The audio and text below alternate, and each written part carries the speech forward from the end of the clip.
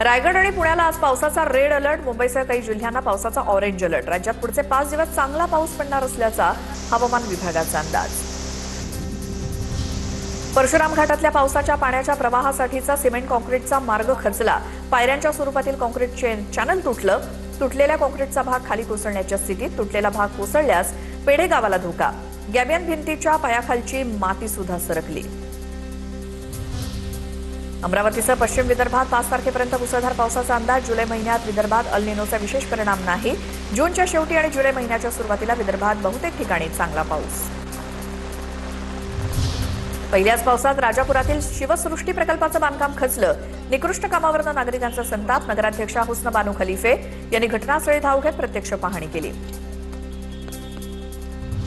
मुसळधार पावसामुळे सावंतवाडीच्या माठेवाड्यामध्ये घरात नाल्याचं पाणी शिरलं. 81 वर्षाचे सेवानिवृत्त शिक्षक चंद्रकांत आकेरकर घरातच अडकून पडले होते. त्यांच्या घरात गुडघाभर पाणी साचलं होतं. रत्नागिरी सातारा जिल्ह्यांना जोडणाऱ्या कुंभार्ली घाटात मुसळधार पाऊस. कुंभार्ली घाटातील धबधबा प्रवाहित. पर्यटकांना साथ घालणारं निसर्ग सौंदर्य खुललं. चंद्रपूर शहरात मुसळधार पावसानं अनेक रस्ते जलमय. वर्दळीच्या प्रमुख रस्त्यावरती वाहतुकीची कोंडी झाली होती. कस्तुरबा चौकात सखल भागात पाणी साचल्यामुळे नागरिक आणि वाहनधारकांची चांगलीच अडचण. भंडारा जिल्ह्यात झालेल्या जोरदार पावसामुळे लाखांदूर पंचायत समितीला गळती.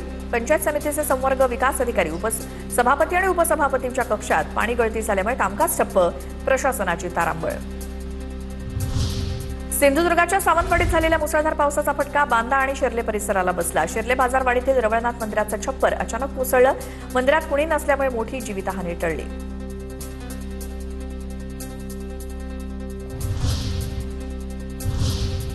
आता टॉप 9 मोठ्या बातम्या बघूयात. उद्धव ठाकरेंची आज 12:30 वाजता मातोश्रीवरती पत्रकार परिषद. राम मंदिर दान घोटाळ्याच्या विरोधात शिवसेना राज्यव्यापी आंदोलन करणार. पत्रकार परिषदेत उद्धव ठाकरे घोषणा करणार. विधान परिषदेचे उपसभापती सचिन अहिर यांचा शरद पवारांना फोन. आज भेटीसाठी येणार. फोनवरनं पवारांना सांगितलं. शरद पवारांनी फोनवरनं अहिर यांना शुभेच्छा दिल्या. आम्ही कायदेशीर लढाई लढणार आणि जिंकणारच. रुपाली चाकणकरांनी दिल्ली कोर्टामार्फत पाठवलेल्या नोटिशीवरती रुपाली ठोंबरेंचं वक्तव्य. 10 जुलैला दिल्ली कोर्टात भेटू. रुपाली ठोंबरेंची प्रतिक्रिया. स्मार्ट मीटरला स्थगिती देण्याची भाजप आमदारांची मागणी. भाजपचे आमदार देवेंद्र कोठेंची विधानसभेत मागणी. स्मार्ट मीटर लावल्यामुळे वीज बिलात दुपटीनं वाढ झाल्याच्या तक्रारी. स्मार्ट मीटर बसवण्याची सक्ती करू नये. देवेंद्र कोठे यांची मागणी. राज्यामध्ये सध्या सुरू असलेल्या घोडेबाजारावरनं मुंबई हायकोर्टाकडनं कानउघडणी. न्यायमूर्ती माधव जामदार यांनी ही कानउघडणी केली. 10 वर्षांच्या मुलाचा मृत्यू होतो आणि विधानसभा कशावरती चर्चा करत होती. हायकोर्टाचा सवाल. भारत सरकार सर्व नागरिकांना गुलाम बनवतंय. हायकोर्टाची टिप्पणी.